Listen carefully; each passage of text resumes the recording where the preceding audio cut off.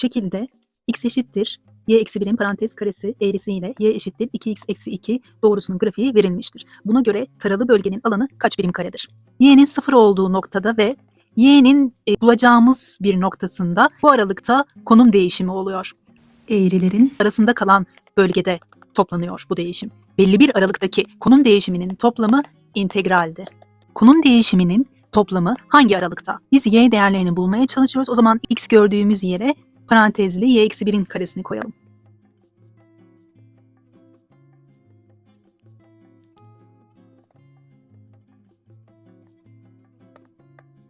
Buradan artı 2, buradan da eksi 2 geldiği için bunlar 0'a eşit.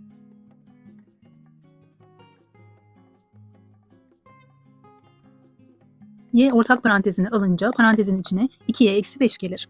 Bir 0 noktasında kesişiyorlar. Bundan bariz belli. X'inin kesişimi 0 noktasındaydı zaten. Bir diğer kesiştiği nokta ise y çarpı 2y eksi 5 çarpımından dolayı 0 gelmesi için buranın 0'a eşit olması gereklidir. Burası 0'a eşitse 2y 5'e eşittir. O zaman y 5 bölü 2 olur. Toplamı olan integrali nasıl yapıyorduk? İlk önce eğriler arasına bir çizgi çektik. Yani buradan burayı çıkaracağız. Bazen bu belli olmuyor. O zaman mutlak değerli yazıyoruz ama burada da mutlak değerli yazabiliriz. Alan eşittir. İntegral 0'dan 5 bölü 2 noktasına mutlak değerin çizgisi. X eşittir y eksi 1'in karesi. Bundan neyi çıkarıyormuşuz? Burayı çıkarıyormuşuz. Peki buraya y'li yazmamız gerekli. Yani x'i yalnız bırakalım. Eksi 2 eşitliğin sol tarafına artı 2 olarak geçti. Y artı 2 oldu. 2x'e eşitse x y artı 2 bölü 2 olur. Değer kapattık. Y değişkenli fonksiyon olarak yazdığımız için dy yazarız. Öncelikle bu mutlak değerin içini bir düzenleyelim. Y kare eksi 2y artı 1. Bunun eşiti bu. Buranın eşitini yazalım. Eksi y bölü 2 eksi 1. İntegral 0'dan 5 bölü 2'ye mutlak değer içinde y kare eksi 2y ile eksi y bölü 2'yi toplarsak eksi 5y bölü 2 olur. Artı 1 eksi 1 toplamı 0. Y karenin integrali y küp bölü 3 eksi 5 bölü 2'yi başa alalım. Y'nin integrali y kare bölü 2'dir. 0'dan 5 bölü 2'ye y yerine 5 bölü 2 noktasını koyacağız. 5 bölü 2'nin küpü 125 bölü 8 gelir. Şurada katsayı vardı 3. Onu da yazarız. 3 çarpı 8 olur payda. Eksi 5 bölü 2 çarpı y yerine yine ne yazıyorduk? 5 bölü 2'ye. 5 bölü 2'nin karesi 25 bölü 4 olur.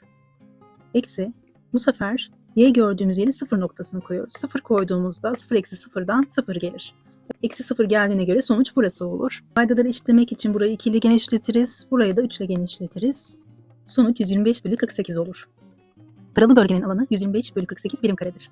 İkinci yol olarak şekle bakmadan hangi fonksiyondan hangi fonksiyon çıkarmam gerekli diye düşünmeden yapabileceğimiz bir yol olacak. Bunların şekillerine bakmadan kesiştikleri noktaları belirleyebiliriz.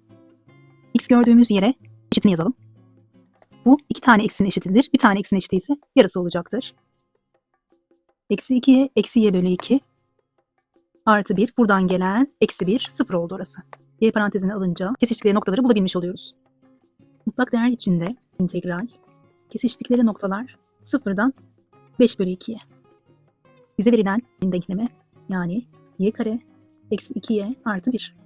Eksi bize verilen diğer bir denklem. Tabii bu denklemleri aynı değişkenle yazmalıyız. Evet, aynı değişkenle yazdık. Bunları birbirlerinden çıkardık. Hangisinin eksiden hangisinin çıkan olduğu fark etmez. Çünkü mutlak değerini alıyoruz.